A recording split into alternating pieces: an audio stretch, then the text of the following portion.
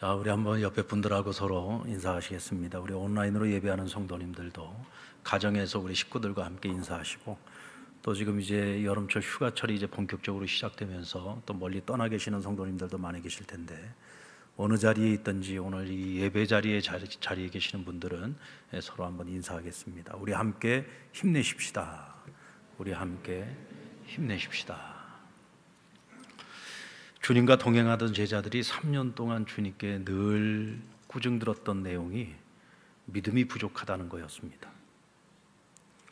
그런가 하면 주님께 칭찬을 듣는 사람들이 항상 칭찬 듣는 내용을 보면은 내 믿음이 크도다, 믿음이 크다고 칭찬을 들었습니다. 그러니까 우리가 주님과 함께 동행하는 길에서 가장 중요한 것이 있다면 그것은 바로 믿음이라는 거죠.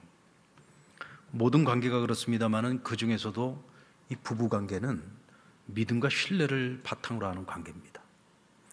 부부가 서로 성격이 달라서 살다 보면 서로 이런저런 사소한 문제가 발생할 수 있어요. 우리는 성격이 안 맞아서 못 살겠다. 이건 틀린 얘기입니다. 성격이 다르기 때문에 하나님 만나게 하셨거든요. 서로 맞추면서 살아가는 것이 부부죠. 만약에 성격 안 맞아서 못 살겠다고 하는 사람들은 나중에 누구를 만나서 살아도 못 삽니다. 왜냐하면 맞추면서 살아가야 되는데 네가 나한테 맞추라고 하니까 안 되는 거예요. 성격 다른 거는 맞추면서 살면 되는데 부부간에 서로가 믿지 못하고 신뢰하지 못하고 믿음과 신뢰 관계가 깨져버리면 그 부부 관계가 계속적으로 지속되는 것은 쉽지 않은 일입니다. 예수님께서 그리스도와 교회의 관계, 그리고 그리스도와 성도의 관계에 대해서 말씀하실 때 이 신랑과 신부의 관계로 설명을 많이 해주셨어요. 그 왜 부부 관계로서 주님께서는 항상 주님과 교회와 성도의 관계를 말씀하신 걸까? 바로 같은 이유 때문입니다. 우리가 우리의 신랑 되신 주님과 함께 일평생 같이 동행하면서 살아가는데 신부인 우리가 신랑을 믿지 못하고 신뢰하지 못하면 주님과 같이 걷는 그 길이 절대로 행복할 수 없죠. 불편할 수밖에 없는 겁니다. 하나님께서 그리스도와 교회, 그리스도와 성도의 관계를 이 신랑과 신부로 비유를 하신 것은 분명한 이유가 있는 거죠. 그래서 예수님께서 이 제자들에게 끊임없이 믿음에 관한 것을 거론하셨습니다. 그런데 여러분, 주님과 제자들이 같이 길을 걸어갈 때 이 관계성 속에서 보면은 제자들은 항상 예수님께 믿음 없다고 책망을 들었어요. 그런데 주님이 그들을 버리지 않습니다. 포기하지 않았어요. 끝까지 그들을 훈련시키고 양육하셔서 결국은 믿음에 이르게 하시고 결국은 세상이 감당할 수 없는 믿음의 사람들로 만들어내셨어요. 이것이 곧 세상에서의 부부관계와 신랑 되신 예수님과 우리의 관계의 차이점입니다. 이 세상에서의 부부관계는 신뢰가 깨지고 믿음이 깨지면 그 관계가 지속되기가 어렵지만 주님과 우리의 관계에서는 주님이 절대로 우리를 버리지 않고 포기하지 않는다는 거죠. 그래서 믿음 없는 우리의 입장에서 생각해 보면 희망을 꿈꿀 수 있는 겁니다. 주님께서 신부인 우리를 보시면서 실망하실 때도 있고 낙심하실 때도 있고 탄식하실 때도 있겠지만 그럼에도 불구하고 절대로 하나님 우리를 포기는 안 하시겠구나, 우리를 버리시지는 않겠구나. 그러나 여러분, 우리가 그것만 믿고 믿음의 제자리 걸음을 하면 안 됩니다. 믿음의 낙제생이 되어서는 안 돼요. 주님과 행복한 믿음의 동행을 하기 위해서 우리의 믿음은 머무는 신앙이 되면 안 되고 끊임없이 성장하는 믿음이 되어야 된다는 거죠. 오늘 본문의 내용은 크게 세 가지 내용으로 정리를 할 수가 있는데 이 세 가지 모두가 다 믿음과 관련된 말씀들입니다. 첫 번째는 주님의 제자들이 주님께 우리에게 믿음을 더하여 달라고 요구하고 있습니다. 주님, 우리에게 믿음을 더하여 주십시오. 그러자 주님께서 그들에게 응답하신 것이 바로 겨자씨 믿음에 관한 비유를 말씀해 주셨고 또 한 가지를 더 말씀해 주셨는데 그것이 바로 종의 믿음에 관해서 말씀을 해 주신 겁니다. 이 세 가지 말씀을 통해서 오늘 우리는 성장하는 믿음이 어떤 것인지, 주님께서 오늘 우리와 같이 길을 걸어가실 때 우리에게 바라시는 믿음, 우리의 믿음의 행로는 어떠해야 하는가 하는 것을 오늘 우리가 말씀 안에서 배워보고자 합니다. 먼저 제자들이 주님께 우리에게 믿음을 더하소서라고 요청을 했어요. 오늘 그것은 주의 제자들이 깨달은 것이 있는데, 그것이 뭐냐면 믿음이라고 하는 것은 우리에게서 나오는 것이 아니라 하나님께로부터 오는 것이다. 주님께서 더하여 주셔야 되는 것이라 하는 것을 그들이 깨달았다는 거죠. 에베소서 2장 8절로 9절 말씀 우리 같이 한번 읽어볼까요? 시작. 너희는 그 은혜에 의하여 믿음으로 말미암아 구원을 받았으니 이것은 너희에게서 난 것이 아니요 하나님의 선물이라. 행위에서 난 것이 아니니 이는 누구든지 자랑치 못하게 하려 함이라. 자, 여러분들, 구원은 하나님의 선물이라고 했습니다. 근데 우리로 하여금 구원에 이르게 하는 것이 뭐냐? 믿음이에요. 근데 그 믿음이 그 은혜로 주어졌다고 했습니다. 은혜라는 단어와 선물이라고 하는 단어는 동일어예요. 같은 말입니다. 그러니까 우리를 구원에 이르게 하는 것이 선물인데 그 구원에 이르게 하는 것이 믿음이고, 근데 그 믿음도 선물로 주어졌다는 거죠. 그러니까 우리가 믿음을 얻고 구원을 얻은 이 모든 것이 하나님의 은혜로 거저 주어진 것이라는 것입니다. 여러분, 구원에 이르는 믿음, 이것은 전적인 하나님의 선물인 것을 믿으시기 바랍니다. 자, 그런데 그렇다고 해서 믿음을 선물로 받은 우리가 그럼 아무것도 안 해도 되느냐? 우리가 믿음의 성장을 위해서 그러면 우리는 아무것도 하지 않아도 그냥 저절로 믿음이 성장하는 것인가? 저절로 그냥 믿음이 발전하는 것인가? 저절로 믿음의 능력을 갖게 되는 것인가? 그렇지 않죠.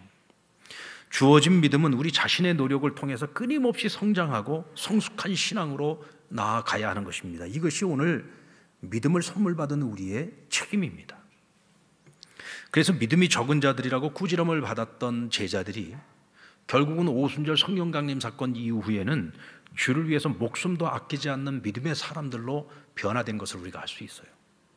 그것처럼 오늘 저와 여러분이 정말 어린아이 신앙이지만 그러나 구원받을 만한 믿음을 하나님께로 선물 받은 사람들은 거기에 머물러 있으면 안 돼요. 멈춰 있으면 안 됩니다. 끊임없이 믿음의 성장을 이루기 위해서 우리 스스로가 노력을 해야 된다는 거예요. 국내 최고의 자기 경영과 경제 경영 전문가로 알려진 공병호 박사라고 있는데, 이분이 쓴 책 중에 공병호가 만난 하나님이란 책이 있어요. 이 책에 보면 우리가 잘 믿으려면 하나님 공부를 열심히 해야 된다 그랬어요. 그렇죠. 우리가 믿는 대상이 하나님이시잖아요. 우리가 하나님을 잘 믿으려면, 주 예수 그리스도, 우리의 주 되신 예수님을 잘 믿으려면 우리가 하나님 공부를 열심히 하고 주님에 관한 공부를 열심히 해야 돼요. 그러려면 우리가 성경을 열심히 공부해야 되는 거예요. 성경을 통해서 우리는 하나님을 아는 지식이 생겨야지 돼요. 그래서 그 하나님의 말씀을 쫓아서 우리가 순종하는 삶을 살아가고, 그러면서 하나님의 말씀, 살아계신 하나님의 말씀이 내 안에서 역사하심으로 믿음의 증거들을 우리가 경험하고, 그래서 우리 믿음이 점점 더 성장을 해 나가야 되는 것입니다.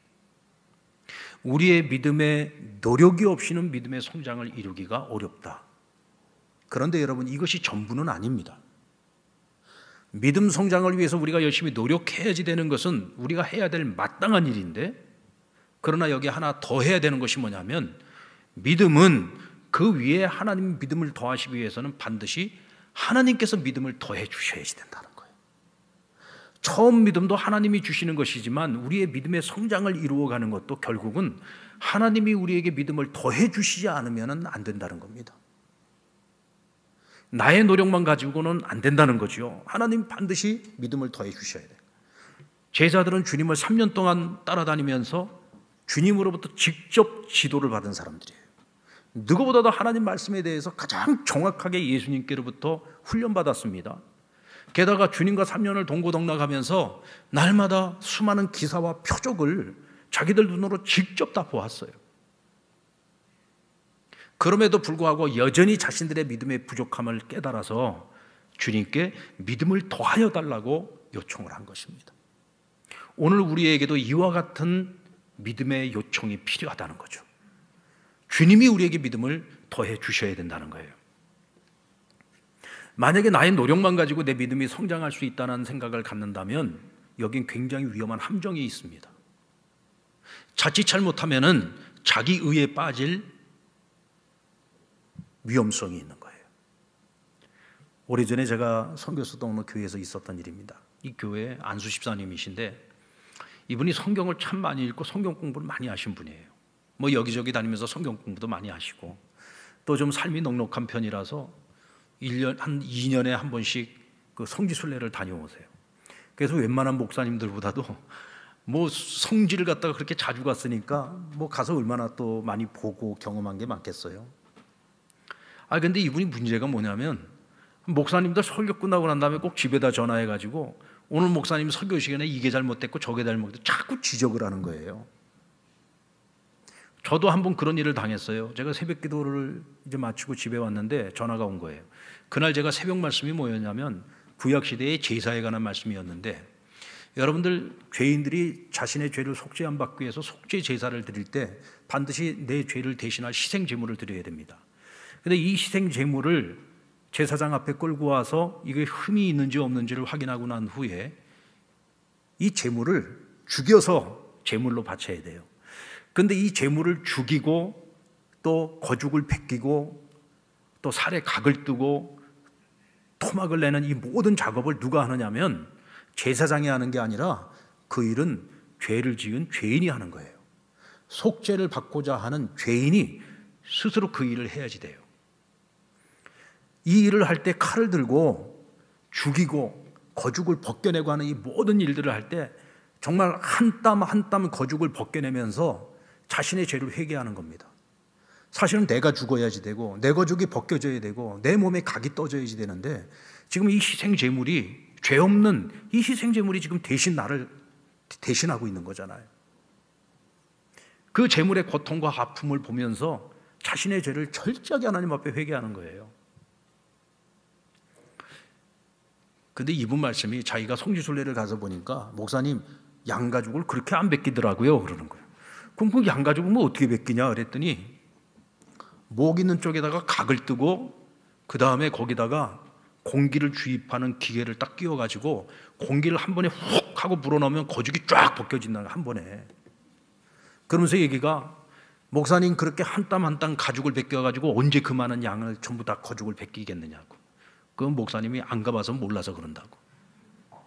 그래서 제가 방금 설명드렸던 대로 설명을 드렸어요. 하나님 앞에 제사를 드리는 것은 회개를 위해서 죄인이 직접 거죽을 벗기는 것인데 그걸 갖다 기계를 넣어가지고 바람을 훅 집어넣어가지고 그거는 말이 안 되는 거다. 내가 먹고 살기 위해서 더 많은 양의 거죽을 벗기기 위해서 그렇게 기계를 사용하는 것이지 회개하는 사람이 어떻게 기계를 사용하겠느냐. 그건 집사님이 가서 본 거는 제대로 봤는데 그것은 경우에 따라서 다른 것이다. 이 정도 제가 설명을 했으면 아멘하고 받아들일만 한데 아니라는 거예요. 그건 목사님이 몰라서 그렇다는 거예요. 이 양반은 자기가 본 것만을 믿으려고 하는 거예요. 이게 뭐냐면 자기 의예요. 내가 공부해서 아는 것이 전부예요. 내가 가서 눈으로 본 것이 전부인 거예요. 이걸 아무리 설명을 해줘도 믿으려고 하질 않아요. 인정을 하려고 하지 않는 거예요. 여러분 자기 의에 빠지는 게 이렇게 무서운 겁니다. 내가 열심히 노력해서 내 믿음이 성장했다고 생각을 한다면 그건 자기 의에 이미 빠져 있는 거예요. 내가 아무리 노력을 해도요 하나님이 내게 믿음을 더하여 주시지 않으면 그 믿음이 성장하지 않습니다. 이렇게 자기 의에 빠져 있는 사람들은 아무리 애를 쓰고 아무리 노력을 해도요 하나님이 이와 같은 마음을 가지고 있는 사람에게는 믿음을 더하여 주시지 않죠.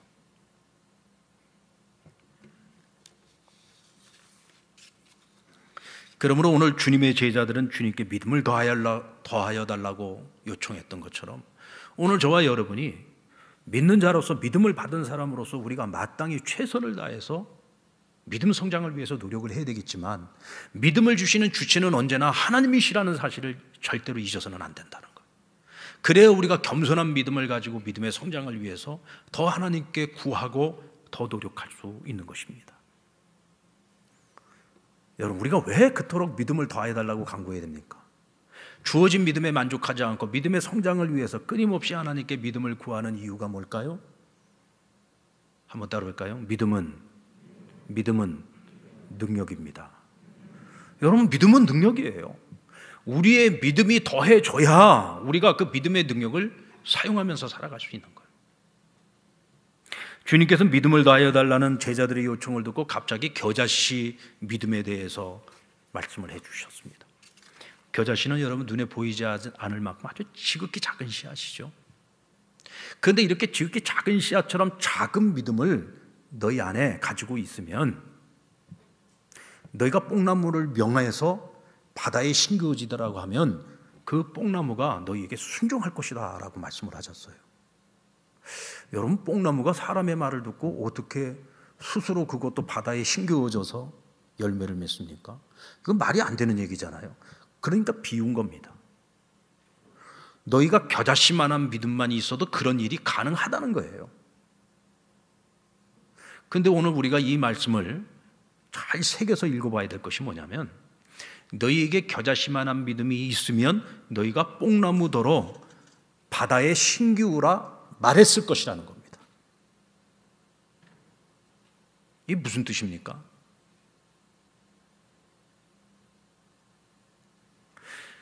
겨자씨만한 믿음이라고 하는 것은 우리 안에 있는 믿음을 말로써 선포하는 거예요.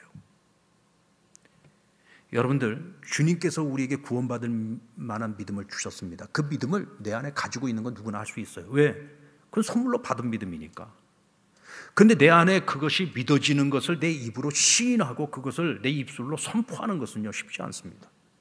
자, 예를 들어드리면 성전 미문에 앉은 안진뱅이를 어느 날 베드로와 요한이 보고서 그에게 뭐라고 선포했습니까? 내가 너에게 줄 금과 은은 없지만 나사렛 예수 이름으로 명하노니 일어나 걸으라 하고 그에게 외쳤습니다. 그러자 이 사람이 벌떡 일어나서 걷고 뛰며 성전에 들어가서 춤을 췄다 그랬어요. 여러분들, 만약에 저와 여러분이 똑같은 상황 속에서 하나님께서 우리에게 야, 저 안진뱅이 저 사람한테 나사렛 예수 이름으로 외쳐라, 내가 오늘 저 사람을 일으키겠다 하고 저에게 감동을 줬다고 칩시다. 여러분들 어떻게 하시겠습니까? 베드로와 요한은 그날만 성전에 올라간 게 아니에요. 항상 매일 시간을 정해놓고 성전에 올라가서 기도했던 사람들입니다. 근데 다른 날은 안진뱅이를 늘 보고서도 그냥 지나쳤는데 그날따라 왜 그에게 예수의 이름으로 명하여 일어서라고 하신 걸까요? 그날 하나님께서 그들의 마음을 감동시키신 거죠. 하나님께서 때로는 저와 여러분에게도 그런 감동을 주실 때가 있습니다.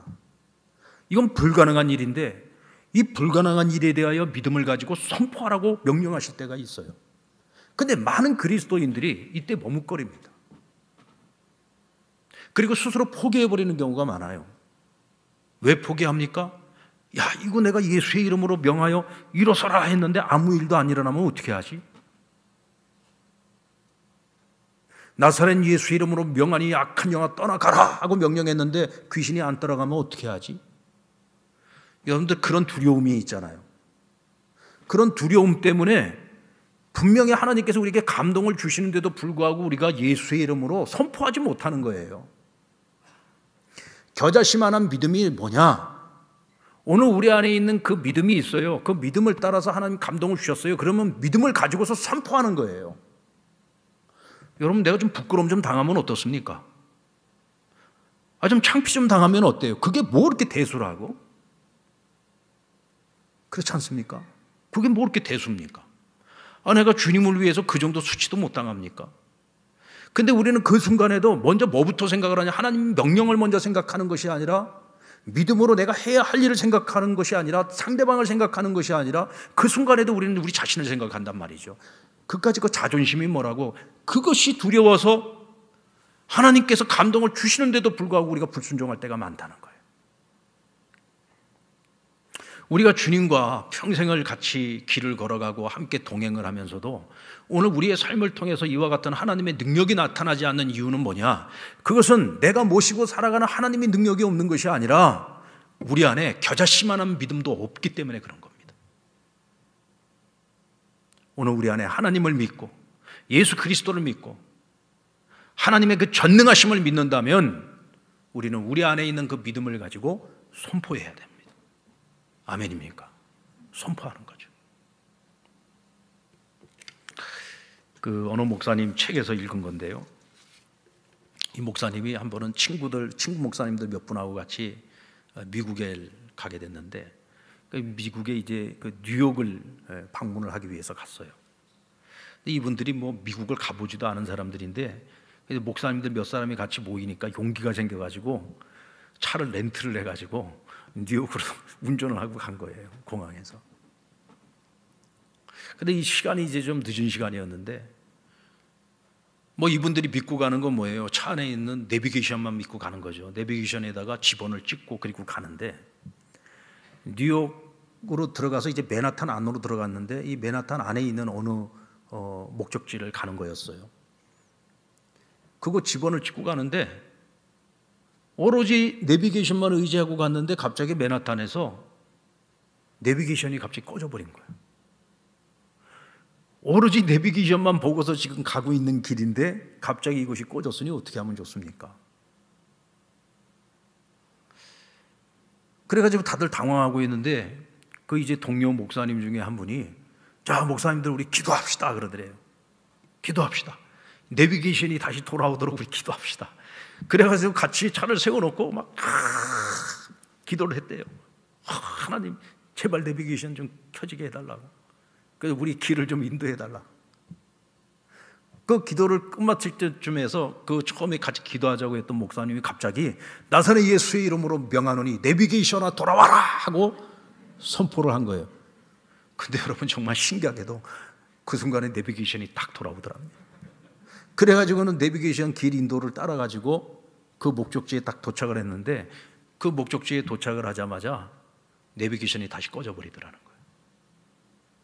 여러분들은 지금 그 얘기를 들으면서 야, 그 목사님 혹시 신사도주의자 아닌가? 혹시 그 양반 이상한 사람 아니야? 여러분 그분은요 이름만 대면 다 알만한 우리 장로교 목사님, 아주 보수적인 분이고요 굉장히 복음주의적인 분입니다. 그분이 평상시에 이런 은사주의자가 아니에요. 자기도 이런 일은 평생에 처음 경험을 한 거예요. 아니 우리가 예수의 이름으로 선포한다고 내비게이션이 말을 들어? 우리가 이게 상식적으로 이해가 안 되는 얘기잖아요. 그런데 여러분 오늘 예수님께서 똑같은 얘기를 하셨어요. 너희가 겨자씨만한 믿음만 있어도 뽕나무를 가리켜서 바다에 싱거워지라 하고 너희가 명령을 하면은 그 뽕나무가 어떻게 한다고요? 순종을 한다는 거예요. 이 목사님에게 그 믿음이 있었던 것 같아요. 그러니까 나사렛 예수의 이름으로 그 내비게이션을 향해서 명령을 했는데 켜지더라는 거죠. 사물이 순종을 한 겁니다. 그렇다고 해서 우리가 뭐 매 순간마다 안 되는 것마다 전부 다 예수의 이름으로 예수 이름을 그렇게 예수 이름을 남발하라는 게 아니에요. 정말로 불가능성 속에서 어찌할 바를 몰라 할 때 우리가 믿는 하나님을 의지해서 예수 그리스도의 이름의 능력을 의지해서 때로는 우리에게 사물에게 명령을 해도 그 사물도 순종하는 그런 기적과 역사가 일어난다는 거죠. 오늘 그것을 그 목사님은 자기가 경험했던 일을 통해서 우리에게 간증을 하고 있더라. 지금도 이 얘기를 들으면서도 에이 세상에 그런 게 어디 있어 라고 생각하신다면 그분은 평생 하나님의 역사와 능력을 경험할 일이 없을 겁니다. 그러나 오늘 이 시간에 그래 뽕나무도 겨자씨만한 믿음만 가지고 선포해도 믿음을 가지고 선포할 때 그런 역사가 일어날 수 있지. 지난주에 베제트병에 걸리신 저희 교회 집사님 간증을 제가 말씀을 드렸었는데 그 주에 그 집사님으로부터 저희 문자가 왔어요. 이 베제트병 때문에 사실 이제 녹내장이 와가지고 자꾸 시력을 잃어가는 거예요. 이게 사물이 잘 안 보이고 막 그러는 거예요. 이제 그래서 이제 안과로 병원을 가야 되는데 특별히 이제 녹내장 쪽으로 또 치료를 좀 잘하는 의사 선생님이 있다고 해서 누가 소개를 해줘가지고 안과병원을 찾아갔어요. 근데 너무 감사하게도 시신경이 아직 안 죽었대요. 시신경이 살아있어서 수술을 하고 치료를 잘하면 뭐 눈을 실명하거나 그런 일은 발생하지 않을 것이다. 그래서 굉장히 위로를 받고 소망을 얻었노라고. 근데 정말 놀라운 일은 또 뭐냐면 그 의사 선생님도 베제트병에 걸리신 분이에요. 여러분 이 베제트라고 하는 이 병은요 그냥 보통 사람들 흔하게 걸리는 병이 아니에요. 이건 난치병입니다. 시기병에 들어가는 병이에요. 그래서 이런 같은 병을 가지고 있는 사람을 만나는 일이 이거는 정말 쉽지 않은 일이란 말이죠. 그런데 몇 년 만에 예전에 섬겼던 교회 구역장님으로부터 전화가 왔는데 그분도 베제트병에 걸리신 분인 걸 우연히 알게 됐고, 그래서 그것을 지난 시간에 우리가 같이 그 간증을 나누면서 우리 성도들 가운데 위로받고 또 소망을 얻으신 분들이 많이 있었잖아요. 그런데 이번에는 또 치료하시는 의사 선생님이 또 베제트병을 걸리신 분을 만나가지고 서로를 위로하는 시간을 가졌다는 거예요. 서로를 위로하는 시간을 갖고 또 우리 잘 치료를 해보자고 같이 의기투합을 하고, 그런 사이가 너무 용기를 갖게 되었다고. 그래서 하나님께서 어떻게 나에게 자꾸 이런 일들을 경험하게 하시고 이런 놀라운 일들을 보게 하시는지 모르겠다고. 모든 것이 하나님의 은혜고 너무너무 감사하다. 저는 이것이 겨자씨만한 믿음이라고 생각을 합니다. 내게 일어난 일들이 우연이 아니라 이건 하나님이 하신 일이다. 하나님이 하신 일이고 하나님이 하실 것이다 라고 하는 믿음을 가지고 그것을 선포한 거죠. 저를 통해서 하나님이 선포하게 하신 거예요. 그리고 본인도 사실 내게 그런 병이 있다는 것을 사람들과 같이 공유하는 것이 쉽지 않은 일이었지만, 그러나 나의 이야기가 누군가에게 희망이 될 수 있다면 얼마든지 목사님 하십시오. 같이 선포하며 누군가에게 위로가 되고 소망이 되고 또 자신에게도 끊임없이 놀라운 일들이 계속해서 일어나는 거예요. 저는 여러분 이것이 바로 겨자씨만한 믿음이라고 생각합니다. 주님과 동행하면서 살아가는 저와 여러분에게 반드시 이와 같은 겨자씨 같은 믿음이 필요합니다. 아멘. 언제까지나 남에게 일어나는 일들만 우리가 간증을 듣고만 살아가는 것이 아니라 우리 스스로가 그런 간증의 주인공들이 되어야 되지 않겠습니까? 그리고 믿음은 자랑하거나 대가를 바라는 것이 아닙니다. 그것이 바로 종의 믿음이라고 주님께서 말씀하셔요. 오늘 7절로 10절의 말씀을 보면은요, 오늘 현대적인 시각에서 보면은 이건 말도 안 되는 얘기예요. 보십시오. 세상에 어떤 주인이 밭에서 일하고 돌아온 종에게 야, 앉아서 이제 밥 먹어라 라고 말하겠느냐는 거예요. 하루 종일 일하고 돌아온 종에게 야, 나 밥 먹어야 되니까 나 밥 먹을 거 준비해라. 그리고 내가 밥 다 먹고 마칠 때까지 옆에서 수종 들어라. 그 일을 다 마침에 종에게 고맙다고 인사할 주인이 어디 있겠느냐라고 주님이 말씀하셨어요. 그리고 종은 어떻게 그것을 받아들이느냐? 나는 무익한 종이라. 나는 무익한 종이라. 그것을 당연한 것으로 받아들이는 것이 종의 믿음이라는 거예요. 이것이 현대적 시각에서 생각을 해보면은요, 이런 세상에 이런 나쁜 주인이 어디 있습니까? 세상에 이런 악덕 주인이 어디 있어요? 이거 당장에 고발당할 감이죠. 이 청와대 게시판에다가 올려가지고 온 국민의 공분을 사게 만들어서 TV에도 나와야 되고 뉴스에도 나와야 되고 그런 주인이죠. 그런데 예수님 시대에는 이게 그냥 상식이었어요.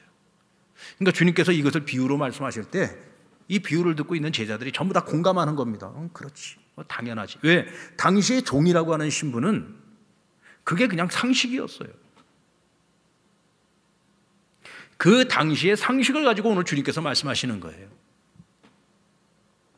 너희가 나와 같이 길을 걸어가면서 내가 너희에게 명령하는 것을 너희가 순종하며 나아갈 때 대가를 바라지 말라는 것, 보상을 바라지 말라는 겁니다. 이미 나는 너희에게 최고의 보상을 주었고 최고의 대가를 지불했다. 여러분들, 주님께서 우리와 같이 길을 걸어가시고 동행하시면서 우리에게 주신 최고의 보상이 뭡니까? 하나님의 아들이신 주님이 우리와 같이 걷고 계시는 거예요. 주님이 우리와 함께 하고 계시는 겁니다. 주님과 같이 길을 걸어가면서 끊임없이 주님께 삶의 방식을 배우는 거예요. 그 자체가 우리에게 최고의 보상인 거죠. 여러분, 주님의 제자들이 주님께 꾸중 들었던 게 뭐야? 믿음이 적다. 또 뭐였습니까? 아직도 깨닫지 못하느냐? 늘 깨닫지 못한다고 혼이 났어요. 그럼 뭘 대체 깨닫지 못하는 건가? 주님을 3년 동안 모셨는데도 불구하고 이 제자들이요, 주님 십자가에 못 박혀 돌아가실 때까지도 예수님이 하나님의 아들이라는 것에 대한 분명한 믿음과 확신이 없었어요. 만약에 그 믿음과 그 확신만이 있었어도 그들은 세상의 영광을 탐하지 않았을 겁니다. 주님께 어떤 대가도 어떤 보상도 바라지 않았을 거예요. 왜? 하나님의 아들이신 예수님과 내가 지금 같이 길을 걸어가고 3년 동안이나 같이 동고동락하면서 함께 먹고 자고 주님께로부터 직접 지도를 받고 주님이 행하시는 수없이 많은 기사와 표적을 자기들 눈으로 날마다 보고 경험하면서 살았잖아요. 세상에 그런 은혜가 어디 있고 그런 축복이 어디 있습니까? 그것만으로도 충분한 거죠. 근데 이 사람들이 주님이 누구신지에 대해서 정확하게 알지 못하니까 자꾸 대가를 바라는 거예요. 주님, 우리가 주님을 위해서 모든 것을 다 희생하고 주님을 따랐는데 이제 주님 우리에게 무엇을 해주시겠습니까? 자꾸 세상적인 대가를 바라는 거예요. 세상적인 보상을 바라는 거예요. 여러분들, 우리가 주님과 같이 길을 걸어가면서 주님께 섭섭할 때 많이 있잖아요. 속 터질 때 많이 있죠. 그래서 불평할 때도 있지 않습니까? 우리가 언제 불평합니까? 내가 주님을 위해서 열심히 애쓰고 노력했는데, 내가 열심히 교회를 섬겼는데, 내가 주님 앞에서 살려고 얼마나 애를 썼는데 주님, 왜 나는 사는 게 맨날 이렇습니까? 믿음 없는 사람들도 잘 먹고 잘 살고, 내가 보면은 정말 예수 믿어도 아주 그냥 나이롱 신자들도 많은데 그들 살아가는 모습 보니까 아무런 어려움도 없이 잘만 살더라고. 근데 왜 나는 이러냐고. 내가 그렇게 주를 위해서 열심히 살았으면 나에게 그에 합당한 보상을 해줘야 될 것 아니냐고. 근데 왜 나는 맨날 이렇게 고생하면서 살아야 되느냐고. 여러분, 그럴 때 있어요, 없어요? 그럴 때 있죠.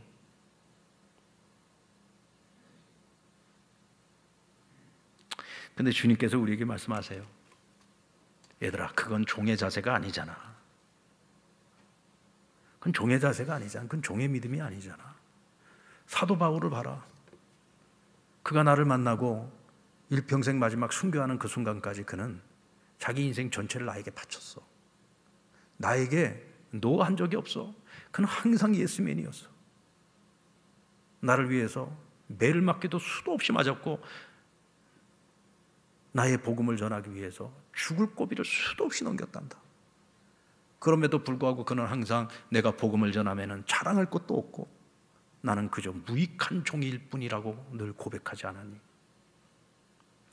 여러분, 어떤 사람이 이런 고백을 하면 살아갈 수 있을까요? 바울은 삼층천을 다녀왔습니다. 복음을 전하는 삶을 살다가 거의 죽은 문턱까지 갔다 왔는데 그때 하나님께서 그를 삼층천을 보여주셨어요. 삼층천은 천국을 보여주신 겁니다. 하나님 나라를 보여주신 거예요. 그 하나님 나라를 보고 나니까 이 세상의 미련이, 그전에도 이 세상에 미련이 없었는데 세상의 미련이 더 없어져 버렸어요. 뭐 세상 영광 이거 다 하찮은 거예요. 바라기는 내가 오늘이라도 하나님 나를 부르셔서 나 천국에 빨리 가고 싶은데 내가 여기 살아야 되는 이유는 오직 복음 전함에 아직 사명이 남아있기 때문이라. 이게 바울의 고백이에요. 천국 소망, 하늘의 영광, 하늘에서 받을 보상, 여기에 인생의 목적을 두고서 살아가니까 뭐 세상에서 내가 예수 잘 믿고 내가 열심히 봉사하고 열심히 충성해서 하나님 나에게 더 많은 복을 주시겠지, 더 많은 물질의 복을 주실 것이고 더 형통의 복을 주실 것이고 뭐 건강의 복을 주실 것이고, 이런 거에 소망이 없어요. 하나님 나라의 소망이 있는 거예요. 이번 주 금요일 날 저에게 김종필 권사님 세상 떠나셨는데 중환자실에서 마지막에 이제 우리 가족들하고 같이 마지막 임종을, 마지막 시간을 갔는데 이 가족들이 막 슬피 울면서 슬퍼하고 있으니까 이 권사님이 그러더랍니다. 뭐 이제 뭐 생명이 마지막 남아있는 그 가느다란 목소리로 슬퍼하지 말라고. 나 이제 죽으면 천국 갈 건데 왜 슬퍼하느냐고. 슬퍼하지 말라고. 여러분, 이것이 믿음을 가지고 살아가는 사람의 마지막의 모습이지 않겠습니까? 그렇다고 해서 우리가 이 땅에 사는 동안 하나님 우리 굶기지 않았어요. 우리가 필요로 하는 것들 뭐 넉넉하게는 안 주시더라도 필요한 것들 하나님이 그때그때 다 채워주셨어요.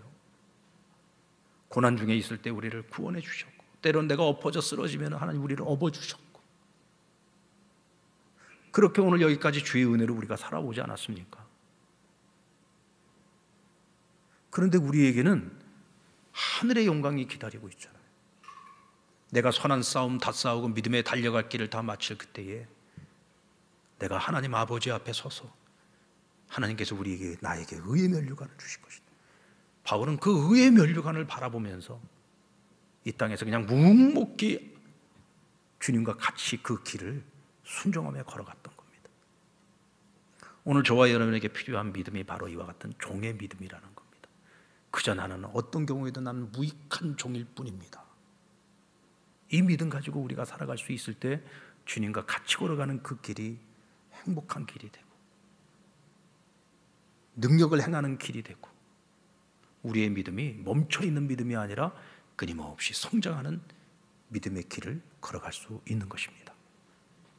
사랑하는 여러분, 오늘 주신 말씀 안에서 우리가 다시 한번 결단하기를 바랍니다. 우리 자신의 믿음을 한번 돌아볼 수 있길 바랍니다. 믿음의 믿음을 더해달라고 기도하십시오. 겨자씨만한 믿음일지라도 주여 내가 믿는 것을 선포하며 살게 해주십시오. 여러분 인생에 어떤 문제가 있습니까? 나사렛 예수의 이름으로 명령하시고 선포하시기 바랍니다. 아멘입니까? 그러면 사람도 순종한다고 했습니다. 사물도 순종한다고 했습니다. 우리가 믿음을 사용해야 됩니다. 우리의 입술로 선포하십시오.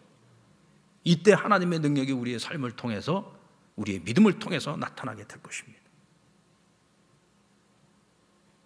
주님 앞에 서는 그날까지 묵묵히 하늘의 영광 바라보고 순종하며 그 길을 걸어갈 수 있는 저와 여러분 될 수 있기를 주의 이름으로 축원합니다.